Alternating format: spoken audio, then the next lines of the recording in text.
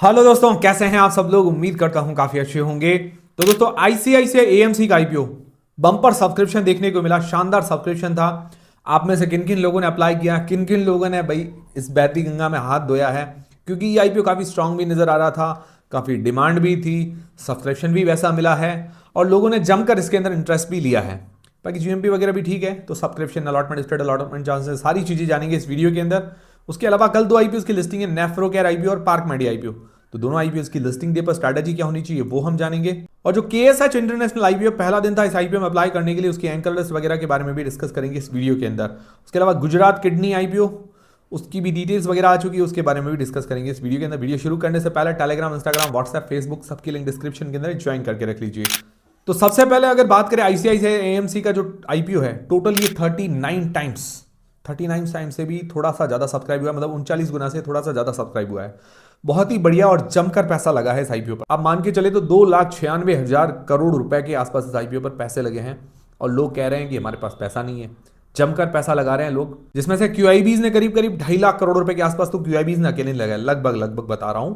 तो बहुत ही बढ़िया है। और 123 गुना के आसपास क्यूआईबीज ने सब्सक्राइब किया है, बहुत बढ़िया बात है भाई। देखिए, क्यूआईबीज जब ज्यादा इंटरेस्ट लेते हैं तो उस आईपीओ को मजबूती तो मिलती है। एनआईआई पोर्शन 22 टाइम्स, मतलब आप ये एनआईआई पोर्शन इतना छोटा क्यों नजर आ रहा है, उसका रीजन ये है कि भाई साइज कितना बड़ा है और इतना बड़ा साइज होने के बावजूद भी क्यूआईबीज ने कितना ज्यादा इंटरेस्ट लिया है, ये भी सोचने वाली बात है। क्यूआईबीज के पास तो भाई थोड़ा ज्यादा पैसा होता है, एनआईआई के पास तो लिमिटेड होता है। अब ये 22 गुना भी कम नहीं है, ज्यादा ही है भाई। ये भी 33,000 करोड़ रुपए के आसपास है।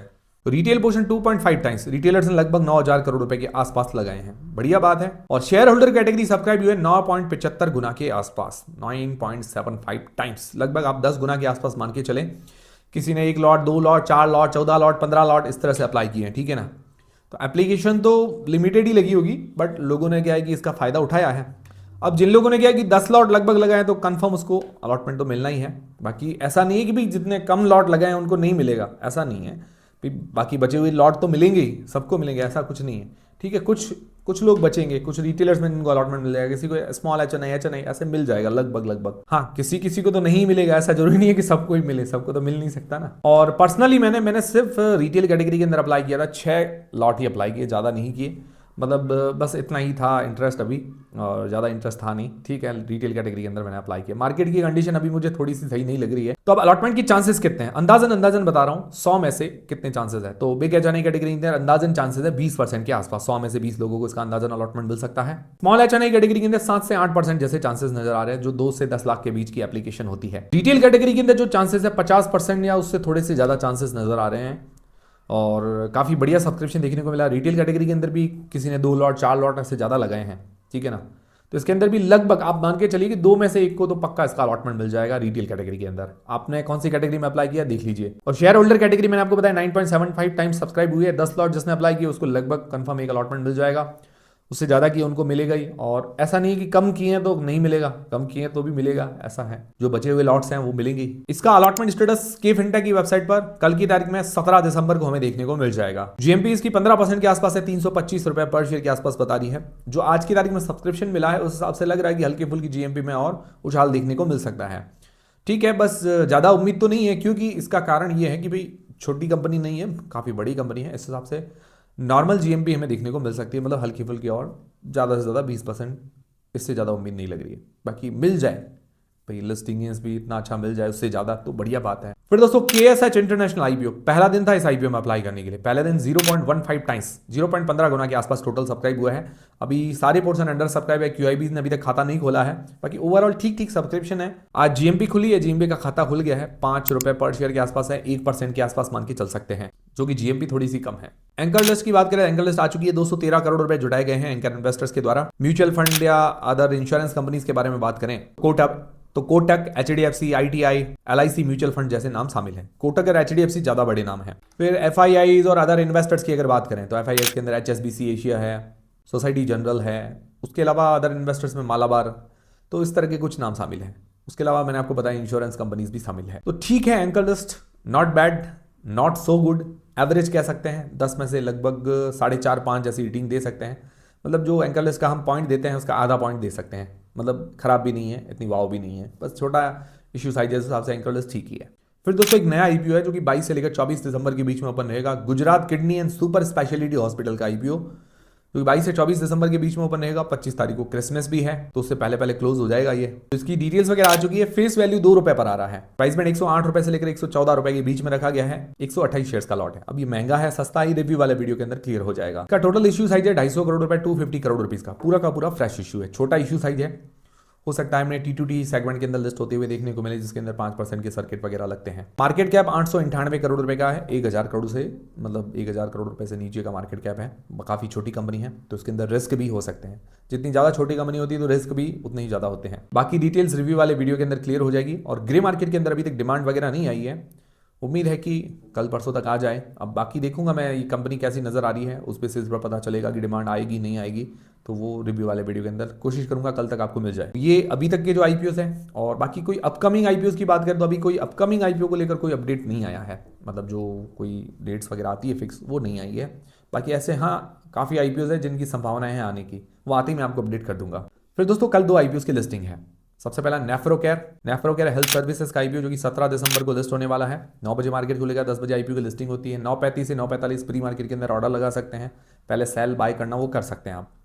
तो कैसे करते हैं तो सर्च कीजिए IPO pre market order Jayesh Khatri लिखकर आप यूट्यूब पर वीडियो सर्च करें, आपको वीडियो मिल जाएगा। बाकी कोई भी आईपीओ रिलेटेड हेल्प हो, जैसे आईपीओ रिफंड हो, IPO refund Jayesh Khatri, IPO ASBA application हो तो IPO ASBA Jayesh Khatri, IPO net banking Jayesh Khatri, इस तरह से लिखकर आप सर्च करेंगे आपको सारी चीजें मिल जाएगी। मैंने लगभग सब पर वीडियो बना रखे हैं। तो सबसे पहले एक अंदाजन लिस्टिंग प्राइस क्या हो सकती है। तो ये आईपीओ जो हमें अलॉट हुआ है 460 रुपए के अंदर, तो एक जीएमपी बता रही है करीब करीब 30 से 35 रुपए के बीच में। अभी हम 30 रुपए भी मान के चलें तो 490 रुपए के आसपास लिस्टिंग होने की संभावना है जीएमपी के अनुसार। मेरे अनुसार नहीं, ये संभावना है जो ग्रे मार्केट के अंदर डिमांड चली है, इसके भरोसे हमको नहीं रहना है। और दोस्तों एक चीज मैं क्लियर करना चाहूंगा, मैं सारी चीजें आपकी क्लियर करूंगा, डिसीजन आपको अपनी रिस्क अपना एनालिसिस लगा के बनाना है। और जो जीएमपी वगैरह के बारे में हम डिस्कस कर रहे हैं या डिस्कस किया भी है वो सिर्फ एक अंदाजा है, इसके भरोसे नहीं रहना है, ना ही इसके भरोसे आपको डिसीजन बनाना है।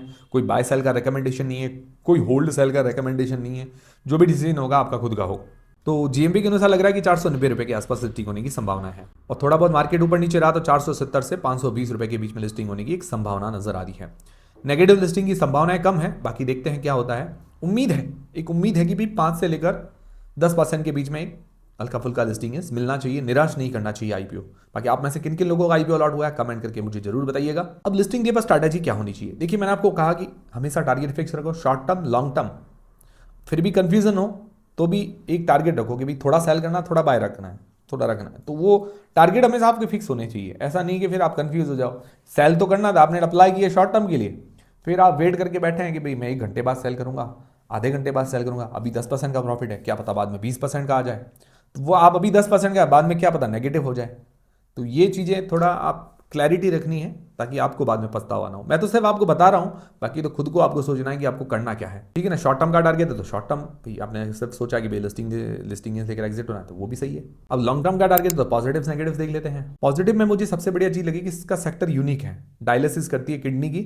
तो इसके अंदर ये एशिया के अंदर लीडिंग है, इंडिया के अंदर लीडिंग है और टॉप 5 जो ग्लोबल प्लेयर्स है वर्ल्ड के अंदर उसके अंदर टॉप 5 इसका नंबर आता है। तो ये सबसे बढ़िया पॉइंट लगा मुझे भाई, काम भी करती है और लीडिंग पोजीशन के अंदर है। तो ये चीज इसको खास बनाता है। बाकी कंपनी फाइनेंशियली ठीक नजर आ रही है, मार्जिन्स वगैरह भी इसके ठीक ठाक बढ़े हैं।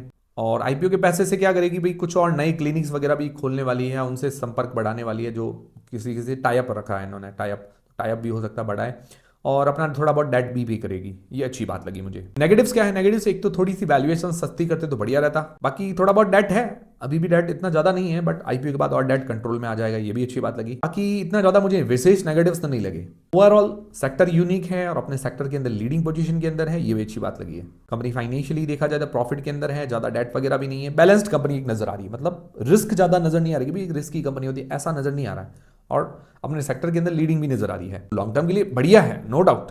बाकी देखिए आज की कंडीशन क्या चल रही है, अगर आज मार्केट देखें तो कितना डाउन लगातार जा रहा है, पिछले आईपीओस देखें तो काफी डाउन है। तो ऐसी कंडीशन में तो कभी कभार क्या लगता है कि अपने को भाई काश पहले प्रॉफिट ले लिया होता तो बढ़िया रहता, भाई जितना प्रॉफिट मिला लेकर एग्जिट होकर बढ़िया रहता। तो ये चीजें मैं आपको सिर्फ बता रहा हूं कि भाई मार्केट की कंडीशन भी आप दिमाग में रखते हुए चलें, तो वो सारी चीजें अगर आप रखते हुए चलेंगे तो सही से आप एक डिसीजन बना पाएंगे। क्योंकि मार्केट इतना डाउन जा रहा है, पिछले आईपीओस डाउन जा रहे हैं, तो वो क्या है कि अपना कॉन्फिडेंस तोड़ देता है। भाई ऐसा अपने को लगता है कि अपन लॉन्ग टर्म के लिए होल्ड करेंगे, बट वो नीचे जा रहा है, नीचे जा रहा है, नीचे जा रहा है। अब काफ़ी लोगों के पास एवरेज करने के लिए पैसा, काफ़ी लोगों के पास नहीं है, वो क्या करेगा बेचारा, उसका तो कॉन्फिडेंस टूट जाएगा। तो उस कंडीशन में क्या है कि भाई आज जो प्रॉफिट मिल रहा है ले लो, 10% मिला 10%, 15% 15%, 5% 5%, ठीक है, मिल गया, खुश हो गए, बात खत्म। बाकी आप जो भी डिसीजन बनाए अपनी रिस्क अपना एनालिसिस लगा के बनाएं। उम्मीद करता हूं आपकी काफी हेल्प हुई होगी। फिर दोस्तों पार्क मेडी हॉस्पिटल्स का आईपीओ, तो ये 162 रुपए के अंदर अलॉट हुआ है। जो जीएमपी बता रही है, जीएमपी मैंने आपको बताया एक अंदाजा है, सिर्फ रेफरेंस के लिए जानना है, इसके भरोसे आपको नहीं रहना है। तो वो बता रही है 4 से लेकर 6 रुपए के बीच में। तो उस अनुसार भी देखें तो 166 रुपए के आसपास लिस्टिंग होने की एक संभावना नजर आ रही है। हो सकता है कि भाई मार्केट थोड़ा बहुत ऊपर नीचे तो 160 से लेकर 180 रुपए के बीच में एक लिस्टिंग हो सकती है, पॉसिबल है। तो हो सकता है कि भाई 160 हो तो थोड़ी नेगेटिव भी जा सकता है, पॉसिबल है, क्योंकि इसकी डिमांड एकदम से घट गई है, पहले तो अच्छी थी। और उम्मीद है, मुझे ऐसा लग रहा है कि भाई दोनों की नेगेटिव नहीं जानी चाहिए, हल्का फुल्का कुछ देना चाहिए। बाकी इन चीज़ों के आप भरोसे ना रहें, मैं आपको ये क्लियर कहना चाहता हूँ। तो अब लिस्टिंग दे पर स्ट्रैटेजी क्या होनी चाहिए, मैंने आपको बताया, शॉर्ट टर्म, लॉन्ग टर्म, और कंफ्यूजन है तो थोड़े सेल थोड़े रख लो। तो ये चीज़ फिक्स होनी चाहिए आपके दिमाग में, हमेशा स्ट्रैटेजी फिक्स रखो, वरना क्या कि फिर पछतावा ही होता है। लॉन्ग टर्म का टारगेट, तो पॉजिटिव्स नेगेटिव्स देख लेते हैं। पॉजिटिव में ये है कि वैल्यूएशंस इसकी सही नजर आ रही है, पी वाइज अगर देखें तो फाइनेंशियली भी कंपनी सही नजर आ रही है। डेट है इसके ऊपर, बट आईपीओ से थोड़ा बहुत डेट भी पे कर लेगी भाई। अगर उससे कंपेयर करें अपन नेफ्रोकेयर से, तो उससे थोड़ा डेट टू इक्विटी रेशियो ज्यादा है। बाकी आरओसी ठीक है, प्रमोटर की होल्डिंग वगैरह भी अच्छी है। नेगेटिव्स क्या है, नेगेटिव तो कुछ नहीं, एक चैलेंज है कि हाईली कंपिटेटिव सेक्टर है, हॉस्पिटल सेक्टर, मैनेजमेंट सेक्टर काफी कंपिटेटिव है भाई। नेफ्रोकेयर तो क्या था कि उसका एक अलग पोजीशन थी, इसका एक ये है कि भी टॉप लीडिंग कंपनीज में इसका नंबर नहीं आता है, ये चीज है। बाकी डेट है थोड़ा सा ज्यादा भाई, 0.6 का निकल कर रहा था, आईपीओ से थोड़ा पे करेगी, थोड़ा कम तो हो जाएगा। बाकी ओवरऑल ये दो चीजें नेगेटिव बताई, उसके अलावा ठीक है कंपनी। एक आधा रिस्क है, ये मैंने डेट वगैरह का थोड़ा सा बता दिया, बाकी उसके अलावा ज्यादा विशेष ऐसा नेगेटिव नहीं है, ठीक है कंपनी। ओवरऑल अगर दोनों में देखा जाए तो नेफ्रोकेयर थोड़ी सी मजबूत नजर आती है, अगर सेक्टर वाइज देखें, फाइनेंशियली देखें तो ये भी खराब नहीं है, ये भी ठीक ठीक कंपनी है, बट ये ठीक ठीक कह सकते हैं, ठीक है ना।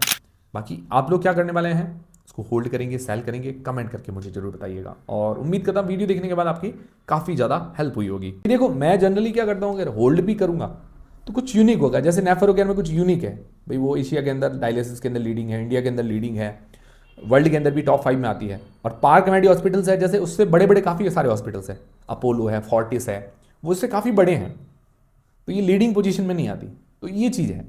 और ऐसा कि उम्दा परफॉर्मेंस भी नहीं है कि भाई इसके ऊपर डेट जीरो होता, मार्जिन शानदार होते, तो वो अलग बात होती। हाँ डेट थोड़ा सा है, बाकी डेट जीरो हो जाता तो मुझे लगता है थोड़ा सा ये बढ़िया कंपनी साबित हो सकती। बाकी ज़्यादा दिक्कतें तो इसमें भी नहीं है और ज़्यादा दिक्कतें इसमें भी नहीं है। बेहतर दोनों में से नेफ्रोकेयर, सेकंड नंबर पर पार्क मेडी। बाकी कोई होल्ड सेल का बाय सेल का रिकमेंडेशन नहीं, जो भी डिसीजन बनाए आप अपनी रिस्क अपना एनालिसिस लगा के बनाएं। मिलते हैं दोस्तों अगले वीडियो के अंदर, और वीडियो देखने के बाद आपकी जरूर हेल्प हुई होगी, हेल्प हुई तो वीडियो को लाइक जरूर करें, कमेंट करके जरूर बताएं। टेलीग्राम, इंस्टाग्राम, व्हाट्सएप, फेसबुक सबकी लिंक डिस्क्रिप्शन के अंदर है।